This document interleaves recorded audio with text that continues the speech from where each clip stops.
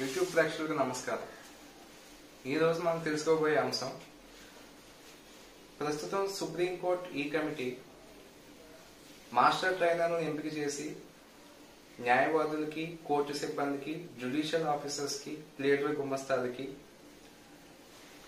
భవిష్యత్తులో న్యాయపాలనలో రాబోయే కొత్త సాంకేతిక ఉలవలపైన శిక్షణ ఇవ్వడం అనేది జరుగుతుంది. అయితే ఈ శిక్షణ మీకు మరింత సులభతరం చేసే విధంగా, మరింత సులువైన రీతిలో అర్థమయ్యే విధంగా, సాంకేతిక పరిజ్ఞానం లేని వాళ్ళకు కూడా సులువైన రీతిలో అర్థమయ్యే విధంగా ఈ రోజు మీ ముందుకు తీసుకురావడం కోసం ఈ సెషన్ ఏర్పాటు చేయడం జరిగిందండి. జ్యుడిషియల్ అడ్మినిస్ట్రేషన్ లో అనేకమైన కొత్త వెబ్సైట్లు రాబోతూ ఉన్నాయి. ఈ వెబ్సైట్లు పనితీరు మీద ఎంతో ఒక సందిగ్ధత అనేది ఏర్పడి ఉంది. ఈ సందిగ్ధతని నివారించడం కోసం ఇప్పుడు సులువైన రీతిలో అసలు వెబ్సైట్లు ఏంటి, వాటి పనితీరు ఎలా ఉంటుంది అనేది తెలుసుకుందాం. సుప్రీంకోర్టు ఈ కమిటీ రూపకల్పన చేస్తున్న వెబ్సైట్లలో ఆల్రెడీ కొన్ని అమల్లోకి వచ్చి ప్రస్తుతం నడుస్తూ ఉన్నవి. అదేవిధంగా భవిష్యత్తులో అమల్లోకి రాబో వెబ్సైట్లు కూడా కొన్ని ఉన్నాయండి. ఆల్రెడీ ఆ వెబ్సైట్లని డిజైన్ చేయడం జరిగింది, అండర్ కన్స్ట్రక్షన్ లో ఉన్నాయి ప్రస్తుతం. అయితే ఏ వెబ్సైట్ ఏ ఉద్దేశంతో డిజైన్ చేయబడింది, అసలు ఇన్ని వెబ్సైట్లు ఎందుకు ఉన్నాయి, ఈ వెబ్సైట్ల వల్ల ఉపయోగాలు ఏంటి, న్యాయవాదులకి ఏ వెబ్సైట్లతో పని ఎక్కువగా ఉంటుంది అని తెలుసుకోవటమే ఈ సెషన్ యొక్క ముఖ్య ఉద్దేశం అండి.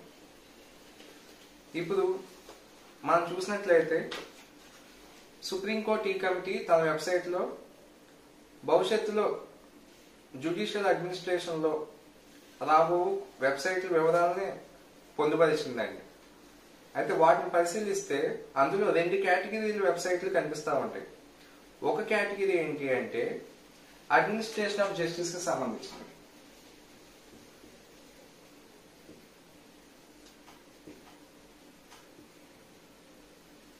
అడ్మినిస్ట్రేషన్ ఆఫ్ జస్టిస్ కి సంబంధించినవి ఒక కేటగిరీ వెబ్సైట్లు అండి. ఇంకొక కేటగిరీకి సంబంధించిన వెబ్సైట్లు ఏంటి అంటే ప్రాక్టీస్ కి సంబంధించినవి. అంటే మన పాయింట్ ఆఫ్ వ్యూలో చూసినట్లయితే, న్యాయవాదుల పాయింట్ ఆఫ్ వ్యూలో చూసినట్లయితే ప్రాక్టీస్ కి సంబంధించిన వెబ్సైట్లు కొన్ని ఉన్నాయి.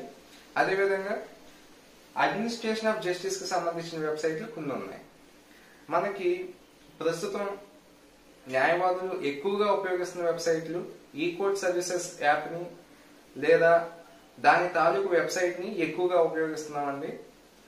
కోర్టులో ఏవైతే ఏర్పాటు చేశారో కియోస్క్ మెషిన్స్, అవి కూడా ఈ కోర్ట్ సర్వీసెస్ వెబ్సైట్ తో అనుసంధానించబడి పనిచేస్తాయండి. వీటినే న్యాయవాదులు ఎక్కువగా ఉపయోగిస్తున్నారు. ఈ కోవిడ్ పాండమిక్ స్టార్ట్ అయిన తర్వాత 2 తెలుగు రాష్ట్రాల్లో ఉన్న గౌరవ హైకోర్టులు వాటి వెబ్సైట్లలో పొందుపరిచిన లింకు ద్వారా ఈ ఫైలింగ్ అనేది చేయటం మొదలైందండి. ఆ లింకు కేవలం తాత్కాలిక అవసరాల కోసం మాత్రమే ఏర్పాటు చేసిన లింక్ అండి. భవిష్యత్తులో ఒక శాశ్వతమైన వెబ్సైట్ అనేది ఆల్రెడీ డిజైన్ కాబడి ఉంది, కానీ ఇంకా అమల్లోకి రాలేదు. ఆ వెబ్సైట్ అమల్లోకి వచ్చిన తర్వాత దాని పనితీరు కూడా ఎలా ఉంటుంది అనేది చూద్దామండి. ఇప్పుడు సుప్రీంకోర్టు ఈ కమిటీ ప్రపోజ్ చేసిన వెబ్సైట్లు అంటే భవిష్యత్తులో న్యాయ పాలనలోని మన ప్రాక్టీస్ లోని చోటు చేసుకోబోయే కొన్ని వెబ్సైట్లు ఏ విధంగా కేటగిరీ కాబడి ఉన్నాయో చూద్దామండి. ఫస్ట్ అడ్మినిస్ట్రేషన్ ఆఫ్ జస్టిస్ కి సంబంధించిన వెబ్సైట్లు ఏమున్నాయో చూద్దాం. అడ్మినిస్ట్రేషన్ ఆఫ్ జస్టిస్ లో మనకి కీలకంగా ఉపయోగపడేవి హైకోర్టు వెబ్సైట్స్ అండి. హైకోర్టు వెబ్సైట్స్ ఆల్రెడీ ఏ రాష్ట్రానికి ఆ రాష్ట్రానికి హైకోర్టు వెబ్సైట్స్ ఉన్నాయి. వాటిలో హైకోర్టు అడ్మినిస్ట్రేషన్ తాలూకు వివరాలు, అలాగే హైకోర్టు కేసుల తాలూకు వివరాలు కూడా ఉన్నాయండి. అలాగే కాబట్టి ఈ హైకోర్టు వెబ్సైట్ అనేది కేవలం అడ్మినిస్ట్రేషన్ ఆఫ్ జస్టిస్ లోనే కాదు, ప్రాక్టీస్ లో కూడా ఉపయోగపడే వెబ్సైట్ గానే చెప్పుకోవచ్చు. రెండోది డిస్ట్రిక్ట్ లెవెల్ వెబ్సైట్స్ అండి. డిస్ట్రిక్ట్ లెవెల్లో కూడా వెబ్సైట్లు ఏ జిల్లాకి ఆ జిల్లా వెబ్సైట్లు మెయింటైన్ చేయడం జరుగుతుందండి. వీటిలో ఆ జిల్లా గౌరవ ప్రిన్సిపల్ డిస్ట్రిక్ట్ జడ్జి గారు తీసుకునే నిర్ణయాలు, నోటిఫికేషన్స్, సర్క్యులర్స్ తదితర విషయాలన్నీ కూడా పొందుపరచడం జరుగుతుంది.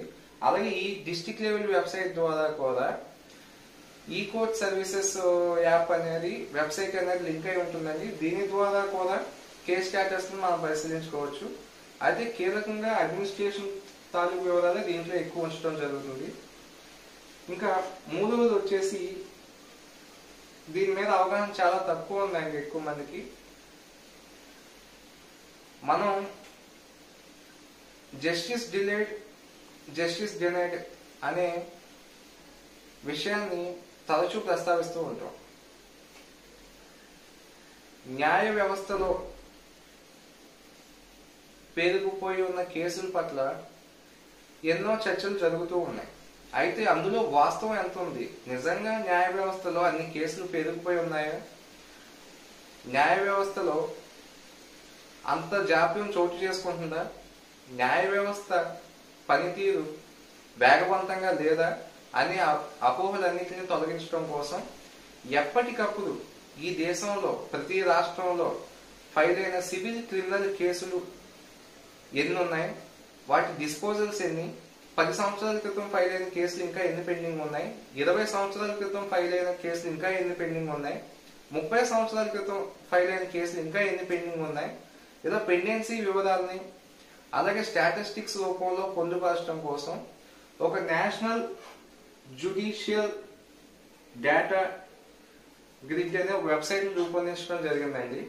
ఈ నేషనల్ జ్యుడిషియల్ డేటా గ్రిడ్ ద్వారా ఈ దేశంలో ఫైల్ అయ్యి అలాగే డిస్పోజ్ కాబడి ఇంకా పెండింగ్ లో ఉండి లాంగ్ స్టాండింగ్ నుంచి పెండింగ్ లో ఉన్న కేసులు ఎన్ని ఉన్నాయి అనేది స్టాటిస్టికల్ గా తెలుసుకోవచ్చు. ఈ 3 అడ్మినిస్ట్రేషన్ ఆఫ్ జస్టిస్ కు సంబంధించిన వివరాలు. అదే విధంగా ప్రాక్టీస్ కు వచ్చేసరికి ఒక న్యాయవాది తన ప్రాక్టీస్ లో కీలకంగా తెలుసుకోవాల్సిన అంశాలు ఫైలింగ్, అదేవిధంగా పేమెంట్, కోర్ట్ ఫీజ్ పేమెంట్ అండి, ప్రాసెస్ సర్వైందా లేదా, కేస్ స్టేటస్,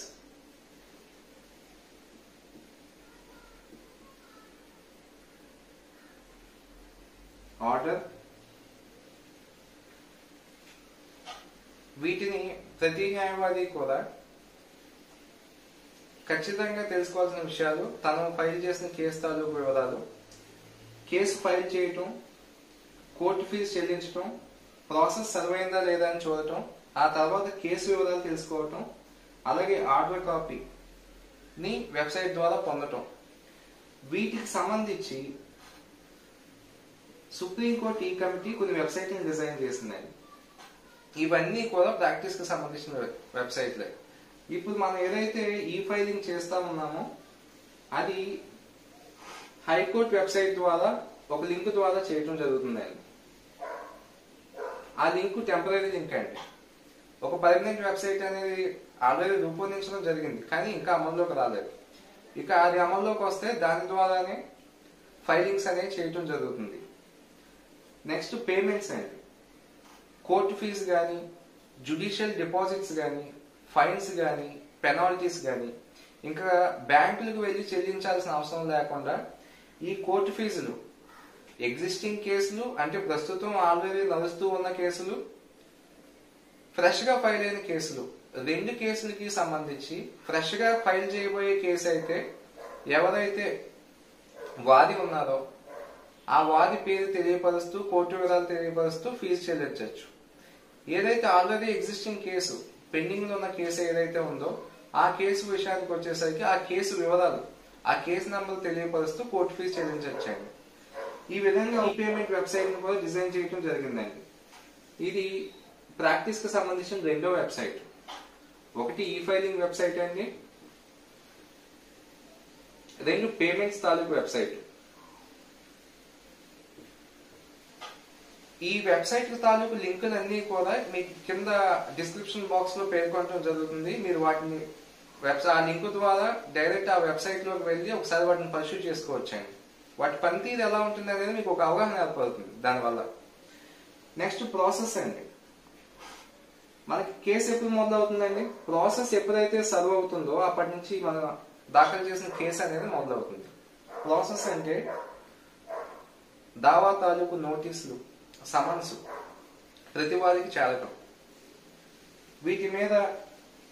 వీటి మీద మనం ఈ కమిటీ ద్వారా ఈ కోర్టు వెబ్సైట్ ద్వారా తెలుసుకునేది ఏముంటుందని అనుకోవచ్చు. కానీ ప్రాసెస్ సర్వ్ అయిందా లేదా, సరైన వ్యక్తికే సర్వ్ అయిందా లేదా, సరైన స్థానంలోనే సర్వ్ అయిందా లేదా అనేది తెలుసుకోవడం కూడా చాలా ముఖ్యం అండి. దీనికోసం NSTEP అనే వెబ్సైట్ ని కూడా కోర్టు ఈ committee of Supreme Court of India design చేసిందండి. National service tracking electronic process ఆ వెబ్సైట్ లో సమన్స్ తీసుకెళ్లిన వ్యక్తి వివరాలు, ఎవరైతే సమన్స్ తీసుకున్నారో ప్రతివాది వివరాలు, అలాగే అతని సంతకం, సమన్స్ తీసుకున్న చోటు కూడా అందులో అప్డేట్ చేయడం అనేది జరుగుతుంది. కాబట్టి ప్రాసెస్ సర్వీస్ లో ఖచ్చితత్వాన్ని పెంచే విధంగా ఈ వెబ్సైట్ యొక్క పనితీరు ఉంటుందండి. దీని తర్వాత మనం తెలుసుకోవాల్సిన కేస్ స్టేటస్. ఈ కేస్ స్టేటస్ కోసం ఆల్రెడీ మనం గత కొన్ని సంవత్సరాలుగా ఈ కోర్ట్ సర్వీసెస్ అనే యాప్ ను ఉపయోగిస్తున్నాం. దీనికి వెబ్సైట్ కూడా ఉంది, ఈ కోర్ట్ సర్వీసెస్ అనే వెబ్సైట్. ఈ వెబ్సైట్ అనుసంధానంగా ఇప్పుడు ప్రస్తుతం కోర్టు ప్రాంగణాల్లో ఏవైతే ఒక 5 అడుగుల ఎత్తు ఉన్న మెషిన్స్, వాటిని మనం కియోస్క్ మెషిన్స్ అంటామండి, ఈ వెబ్సైట్ అనుసంధానించబడి ఆ వెబ్సైట్లు పనిచేస్తూ ఉంటాయి. కియోస్క్ మెషిన్స్ అంటామండి. వీటిలో కూడా ఈ కోర్ట్స్ యొక్క వెబ్సైట్ ద్వారానే అవి పనిచేస్తూ ఉంటాయి. ప్రతి కోర్టు ప్రాంగణంలోని మీరు ఈ మిషన్స్ ని పరిశీలించవచ్చు. వీటితో పాటు ఈ ఆర్డర్స్ ను కూడా మనం ఈ కోర్ట్స్ వెబ్సైట్ ద్వారానే పొందొచ్చండి. కేసు పూర్తి అయిపోయిన తర్వాత దాని తాలూకు జడ్జిమెంట్లని, ఆర్డర్ కాపీని కూడా ఈ కోర్ట్స్ వెబ్సైట్ లో ఆల్రెడీ ప్రస్తుతం పొందుపరుస్తున్నారు. మనం వాటి ద్వారా తీసుకోవచ్చండి. ఇప్పుడు administration of justice practice beyond that, వీటికి మించి పౌరులకు కూడా న్యాయ సేవని మరింత చేరువ చేయడం కోసం ఒక కొత్త వ్యవస్థని పైలట్ ప్రాజెక్ట్ గా చేస్తూ ఉన్నారండి. అదేంటంటే కోర్ట్ ఈ సేవా కేంద్రాలు పైలట్ ప్రాజెక్ట్ గా ఇవి కొన్ని చోట్ల ప్రస్తుతం జరుగుతూ ఉన్నాయండి. కోర్టు ప్రాంగణంలో ఒక ఈ సేవా కేంద్రం అనేది ఏర్పాటు చేసి దాంట్లో ఒక ఆపరేటర్ ఉంచుతారు. ఆ ఆపరేటరు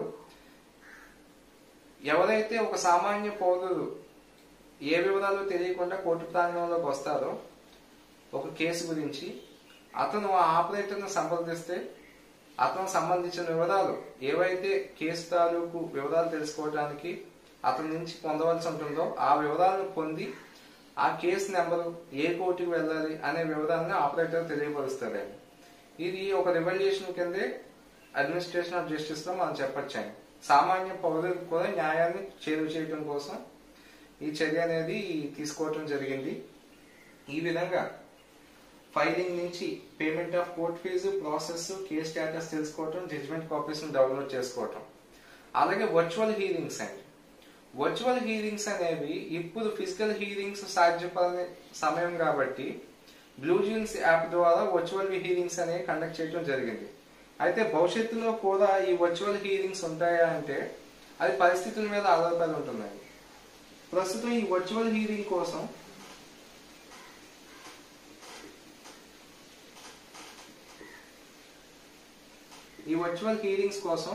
బ్లూ జీన్స్ అనే ఒక వెబ్సైట్ మీద అనే ఒక వెబ్సైట్ కమ్ యాప్ అండి.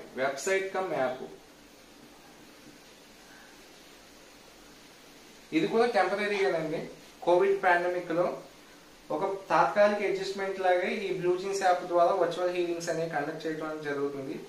ఒకవేళ సుప్రీంకోర్టు ఈ కమిటీ వర్చువల్ హీరింగ్స్ భవిష్యత్తులో కూడా ఉంటాయి, ఆఫ్టర్ దిస్ పాండమిక్ కూడా వర్చువల్ హీరింగ్స్ ని కంటిన్యూ చేయాలి అనుకుంటే దానికి సంబంధించి కూడా బహుశా ఒక వెబ్సైట్ రూపకల్పన చేయడానికి వాళ్ళు ఏమైనా ఆలోచన చేసే ఇది ఉండొచ్చు. సో ఈ విధంగా ఇప్పుడున్న వెబ్సైట్లు అన్ని కూడా ఏవేవైతే ఉన్నాయో అవన్నీ కూడా ఇలా అడ్మినిస్ట్రేషన్ ఆఫ్ జస్టిస్ ప్రాక్టీస్ కింద సాగ్రిగేట్ చేసి వేరు చేసి చూసుకుంటే high court websites administration of justice కి పనిచేస్తాయి, ప్రాక్టీస్ కోసం కూడా పనిచేసే వెబ్సైట్స్ అనేవి. ఎందుకంటే కేసు వివరాలు దాంట్లో తెలుసుకోవచ్చు. డిస్ట్రిక్ట్ లెవెల్ వెబ్సైట్ లో గౌరవ ప్రిన్సిపల్ డిస్ట్రిక్ట్ జడ్జి వారు ఉంచే సర్క్యులర్స్, నోటిఫికేషన్స్, అలాగే కేసు వివరాలు కూడా దాంట్లో తెలుసుకోవచ్చు. అలాగే నేషనల్ జ్యుడిషియల్ డేటా గ్రిడ్ ద్వారా ఈ దేశంలో ఫైల్ అయ్యే కేసుల యొక్క స్టాటిస్టిక్స్, ఎన్ని డిస్పోజ్ అయ్యాయి, ఎన్ని పెండింగ్ లో ఉన్నాయి అనేది విషయాలు తెలుసుకోవచ్చండి. ఇంకా ప్రాక్టీస్ కి వచ్చేసరికి న్యాయవాదులకి అత్యంత ముఖ్యంగా ఉపయోగపడేవి ఫైలింగ్ కి సంబంధించిన వెబ్సైట్, పేమెంట్, ఈ పేమెంట్ అంటే జ్యుడిషియల్ ఫైన్స్ కావచ్చు, పెనాల్టీస్ కావచ్చు, కోర్టు ఫీజు కావచ్చు, ఏదైనా కావచ్చు, వాటిని పే చేయడానికి కావాల్సిన వెబ్సైట్, అలాగే ప్రాసెస్ సర్వ్ అయిందా లేదా అనేది తెలుసుకునే యాప్, కేస్ స్టేటస్ అంటే ఆల్రెడీ మనం ప్రస్తుతం ఉపయోగిస్తున్న ఈ కోర్ట్ సర్వీసెస్, అలాగే జడ్జిమెంట్ ని డౌన్లోడ్ చేసుకోవచ్చు. అది కూడా ఈ కోర్ట్స్ వెబ్సైట్ ద్వారా జడ్జిమెంట్ ని డౌన్లోడ్ చేసుకోవచ్చు అండి. అలాగే వర్చువల్ హీరింగ్స్, ఇన్ని రకాల వెబ్సైట్లు న్యాయాన్ని ఇంకా ఖచ్చితత్వంతో వేగంగా సామాన్య పౌరులకి దగ్గర చేయటం, అలాగే న్యాయవాదుల పనిని మరింత సులభతరం చేయడం కోసం సుప్రీంకోర్టు ఈ కమిటీ కృషి చేస్తుందని చెప్పచ్చు. వీటి మీద అవగాహన ఏర్పరచుకోవడం అనేది ప్రతి ఒక్క న్యాయవాది, అలాగే న్యాయవాదితో పాటు సామాన్య పౌరుల బాధ్యత కూడా అండి. సో వీటిని సద్వినియోగం చేసుకుంటారని అనుకుంటున్నాను. వీటి తాలూకు ప్రెజెంటేషన్ కూడా ఒక స్లైడ్ రూపంలో మీకు వస్తుంది. ఆ వెబ్సైట్ కవర్ పేజెస్ కూడా మీరు చూడొచ్చు. ఆ వెబ్సైట్ యొక్క లింకులు డిస్క్రిప్షన్ లో ఉంటాయి. డిస్క్రిప్షన్ ద్వారా డైరెక్ట్ వెబ్సైట్ లోకి వెళ్ళి వాటి పనితీరు ఎలా ఉంటుందో ప్రాథమికంగా మీరు పరిశీలించవచ్చండి. ఈ క్లాసు ప్రాక్టీస్ చేసే ప్రతి న్యాయవాదులకి, అలాగే న్యాయవాద వృత్తిలోకి రావాలనుకున్న విద్యార్థులకి, అలాగే న్యాయ పాలన పట్ల ఆసక్తి ఉన్న పౌరులకి కూడా ఎంతో ఉపయుక్తకరంగా ఉంటుందని ఆశిస్తూ సెలవు తీసుకుంటున్నాను.